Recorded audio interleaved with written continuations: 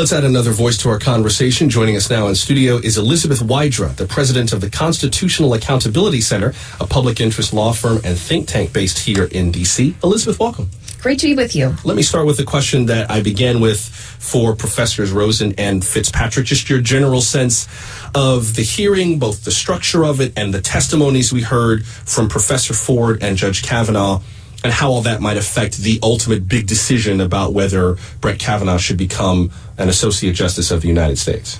Well, I think, hearkening back to what the caller your listener just mentioned about the presentation that Judge Kavanaugh made and talking about revenge of the Clintons, there's definitely been a divide between those who are centering Dr. Ford and the other survivors of sexual assault. And as we saw in Judge Kavanaugh's opening, centering the political, talking about the Democrats, talking about whether or not they should have leaked her letter and disregarded her request for anonymity. I think that whether or not you think Senator Feinstein should have tried to raise this another way earlier, she was trying to respect the clear request for anonymity from this traumatized survivor. And maybe it's telling that Republicans would have just leaked it anyway and disregarded her request, but Senator Feinstein was trying to give her the respect that she and her experience deserved.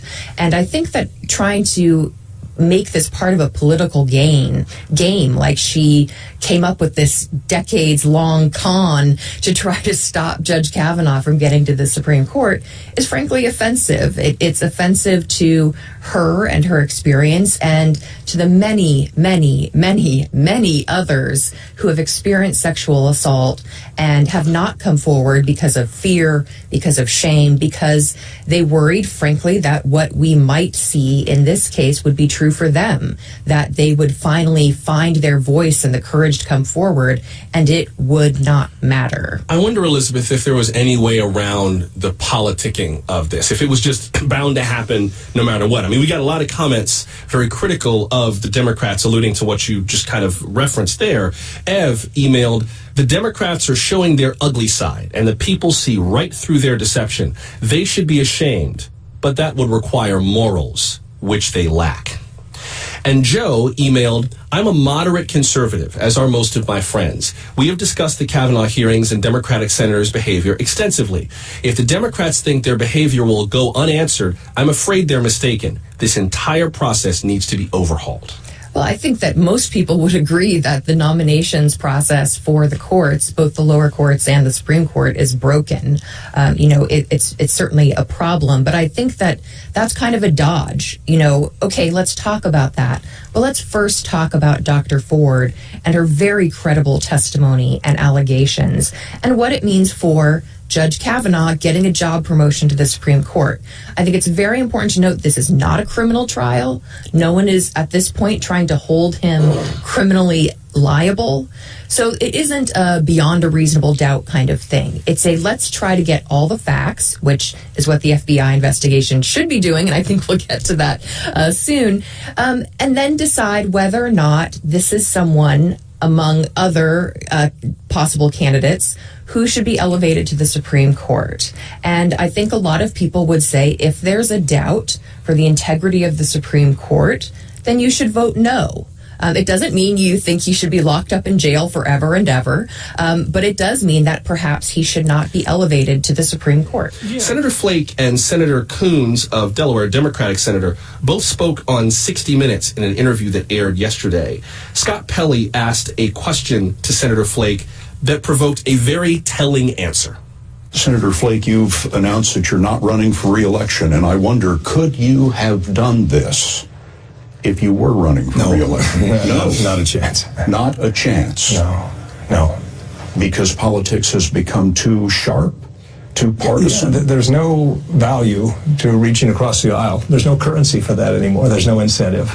Part of the interview that Senator Flake gave to Scott Pelley on 60 Minutes yesterday, Elizabeth, that is telling. It's kind of sad, but at the end of the day, it worked. Like, that part of the bipartisanship that the Senate is supposed to include worked the way it was kind of supposed to. Yes, I mean, let's hope so. Actually, I would hope that Senator Flake would be disturbed by the news that the investigation might be severely hamstringed by the White House's there's some dispute on this, but apparent direction that the FBI is limited as to whom they can interview. And those limitations make it far less of an investigation and more of a foregone conclusion.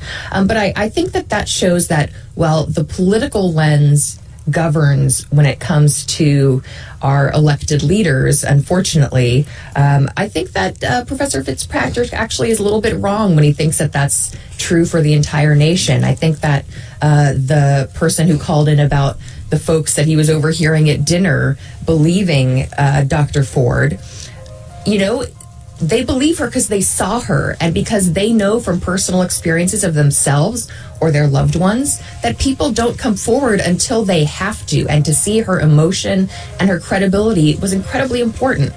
And that's going to affect the Supreme Court in the minds of the nation. But, I think that this isn't just about the Supreme Court and life tenure, because I think it's about this particular nominee. I don't see the issues around Brett Kavanaugh as being a case of quote-unquote retaliation from the Democrats. There are a lot of issues with this particular nomination, in addition to the fact that he would be taking over Anthony Kennedy's seat on the Supreme Court, Kennedy being the vote that basically has preserved meaningful access to abortion, preserved major civil rights protections, and so on and so on. There's the vote that also wrote the decision in Obergefell v. Hodges, exactly, which declared that marriage equality was protected by the Constitution. Right. We're talking marriage equality. We're talking about housing discrimination. We're talking about affirmative action. We're talking about environmental protections. I mean, this is a huge nomination.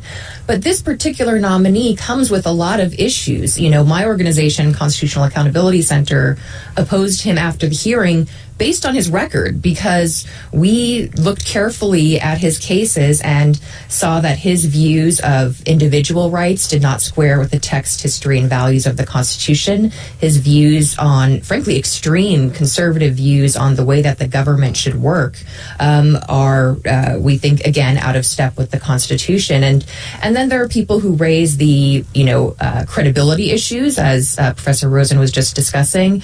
And then, of course, now we come to the Dr. Ford and others making allegations against him. So, I think we're very entrenched in this current moment, and we should be. But there's been a lot going on in this nomination leading up to this point that isn't just about partisan politics. It's about what impact this particular nominee will have on the Supreme Court.